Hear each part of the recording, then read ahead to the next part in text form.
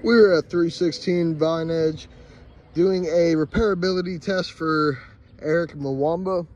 Insurance paid for this shingle right here, so we will be doing the repairability test on this shingle.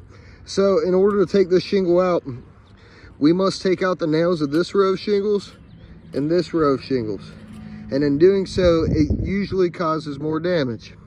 So in order to simulate a repair, we're going to be unsealing this, lifting it up 3 times perpendicular to the roof, simulating a flat nailing surface. All right, we're going to go ahead and begin.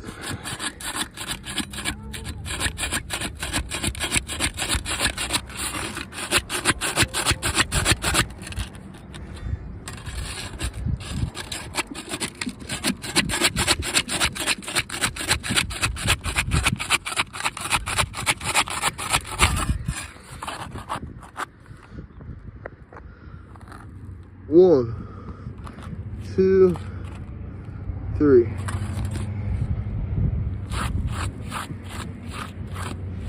As you can see,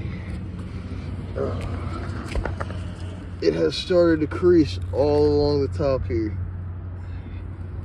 making this non-repairable.